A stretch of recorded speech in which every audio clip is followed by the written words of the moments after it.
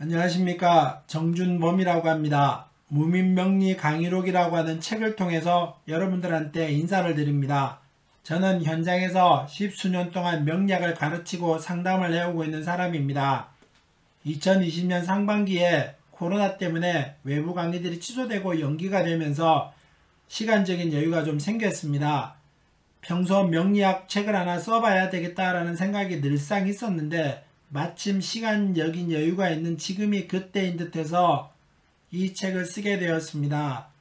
또 명리학은 독하기 쉽지 않은데 무민명리연구소라고 하는 유튜브 채널을 통해서 이 책을 읽으면서 좀 상세하게 설명을 하고 필요한 내용을 첨삭해 가면서 공부하시는 분들한테 도움을 드리고자 합니다. 많은 도움이 되었으면 좋겠습니다. 감사합니다. 제가 책 앞면에 이 책으로 공부하는 방법이라고 하는 내용에 썼습니다만은 노트를 2권 정도 준비하시고요. 삼색 펜 정도를 준비하십시오. 형광펜도 하나 준비하시면 좋을 듯 합니다. 한 권의 노트에는 제일 왼쪽 편 상단에다가 본인의 사주를 제일 먼저 쓰십시오.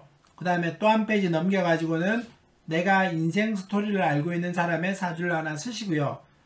또 한 페이지를 넘겨서는 또 다른 사람, 그래서 내가 그 사람의 인생을 수십 년간 지켜보고 아주 친분 있는 사람 것을 써놓는 게 좋습니다.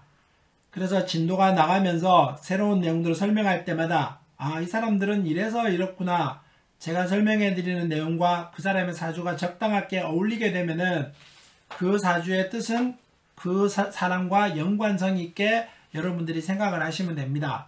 그래서 그게 차곡차곡 쌓이다가 보면은 나중에는 자료가 되고 공부할 때 데이터가 됩니다. 또 한 권의 노트에는 제가 평소에 쓰는 내용들을, 수업하는 내용들을 거기다가 기록하시기 바라겠습니다. 또 책도 여유가 있게 좀 널찍널찍하게 썼습니다. 제가 쓰는 내용, 말하는 내용들을 거기다가 필요한 내용들을 여러분들이 기록하셔서 공부하는데 도움이 되었으면 합니다. 감사합니다. 여기에 나온 책들은 제가 혼자 쓴 책도 있습니다. 때로는 공저로 쓴 책도 있습니다. 이 무민만세력이라고 하는 책은 역학 공부하는 사람들은 꼭 한 권씩 가지고 있는 책이지요. 사주를 내 기둥으로 한문으로 세울 때 꼭 필요한 책입니다. 요즘은 어플을 가지고 많이 사용합니다만은 그래도 이 만세력을 가지고 찾으면서 그 기회에 한문도 써보면서 익숙하셔야 됩니다. 글씨까지 잘 쓰면 더욱 좋겠습니다만은 한문을 그리시면 안 됩니다. 글씨를 익히셔야 되고 그 한문은 이 만세력을 찾아보는 시간 동안에 따로 공부해서 시간을 내서 공부할 시간은 없으니까 만세력을 찾아보는 시간에 익히시기 바라겠습니다. 그 다음에 인상심리학입니다. 이건 관상에 관한 책입니다. 관상이 대부분 한문으로 많이 쓰여 있다 보니 좀 쉽게 책을 하나 써주십시오 라고 하면서 얘기하는 사람들이 많아서 그 관상학 책을 하나 쓰게 됐습니다. 그 다음에 한 번쯤 묻고 싶었던 질문입니다. 수업을 다니면서, 강의를 다니면서 많은 사람들하고 얘기를 나눴습니다. 질문도 받았고요. 그러다 보니 그 사람들이 질문하는 내용들이 되게 비슷했습니다.